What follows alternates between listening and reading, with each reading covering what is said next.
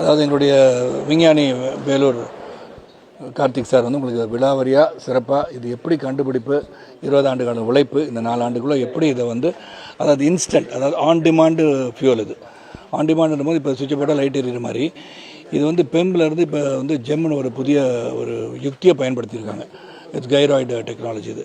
அது ஹனிகோம் மாதிரி இருந்து இது மேக்ஸிமம் ஹைட்ரஜன் பதிகிற அளவுக்கு பண்ணி தான் அவங்க வந்து கொண்டாடுறாங்க. சேஃப் கேஸ், அதனால HONC வந்து ஹைட்ரஜன் ஆக்சிஜன் நோ கார்பன் தயார் பண்ணியிருக்காங்க. ஸோ இது வந்து ஒரு வேர்ல்டு எக்கானமியை திருப்பி போடுறது மட்டுமல்ல, இந்திய பொருளாதாரத்தை உயர்த்துகின்ற ஒரு கண்டுபிடிப்பு தான் நம்ம அதை பார்க்குறோம். இப்போ இந்த வேர்ல்டு வைடாக இது கொண்டு வந்தால் மிகப்பெரிய ப்ராப்ளம்ஸ் எல்லாம் முடியும். ஏன்னா நம்ம ரஷ்யாவிலேருந்து எரிவாயு வாங்கிட்டு நிறைய ப்ராப்ளம்ஸ் எல்லாம் வரும். இதில் அதானி அம்பானி வேறு நிறைய இதெல்லாம் இருக்காங்க. எப்படி நம்ம மேனேஜ் அது இது வந்து ஒரு புதிய கண்டுபிடிப்பு வந்தாலும் ஒருத்தருக்கு வந்து அது ப்ளஸ்ஸாக இருக்கும், ஒருத்தருக்கு மைனஸாக தான் இருக்கும். ஆனால் இந்த பாலிசி ஆஃப் த கவர்மெண்ட்ன்றது it will change accordingly change பண்ணி தான் ஆவாங்க இல்லையா. அது எப்படி அடாப்ட் பண்ணலான்றது அவங்க மனசில் கொண்டு வருவாங்க. They will try to say இப்படி அடாப்ட் பண்ணலான்னு. ஸோ இது கவர்மெண்ட் ஆர்கனைசேஷன் இப்போ Bharat petroleum, Indian oil corporation அடாப்டட்னு சொல்லலாம். அவங்க கமர்ஷியலைசேஷன் வரும்போது இன்க்ளூசிவாக பண்ணலாம் இல்லையா.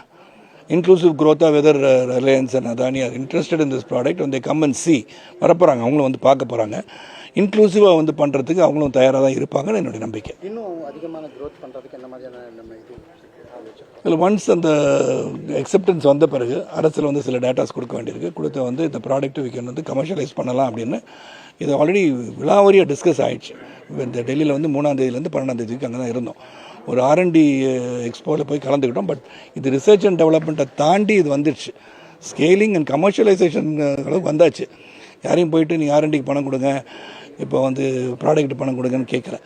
Already ready, experimented the whole thing, it ready for disposal. முதல்ல அவங்க கேட்கும் ஏன் நீங்கள் விற்கலையா ஒன்றும் அப்படின்னு கேட்டாங்க. அந்தளவுக்கு தான் எல்லாம் வந்து பார்த்தாங்க.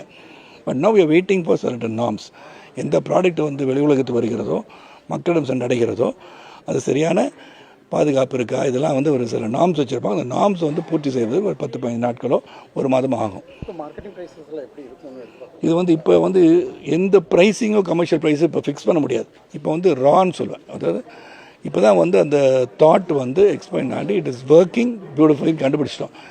இது காஸ்டிங் வந்து எந்தெந்த செக்டருக்கு போகுது, அந்த செக்டருக்கு அடாப்டபிலிட்டி கொண்டு வரும்போது அந்த ஜென்ரேட்டர் வாட் வில் காஸ்ட் அப்படின்னு தான் நம்ம நிர்ணயிக்க முடியும். இப்போ நீங்கள் கேஸ் வந்து இன்றைக்கி வந்து இந்த அடுப்பு இதுக்கு இந்த ஆக்சில் தான் தயாரித்தது வந்து இவங்களுக்கு 40 ரூபாய்க்கு ஆச்சுன்னா அந்த 40 ரூபாய்க்கு நம்ம விற்க முடியாது.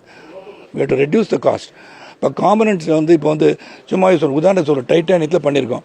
இதே ஸ்டீலில் பண்ணி டைட்டானியம் கோட் பண்ண முடியுமா, இப்போ விலை குறைக்க முடியுமா வித் த சேம் எஃபெக்ட் அப்படின்னு கண்டுபிடிக்கலாம் இல்லையா. ஸோ காஸ்ட் ரிடக்ஷன் எங்கெல்லாம் பண்ணலான்றதை இனிமேல் தான் திங்க் பண்ணணும்.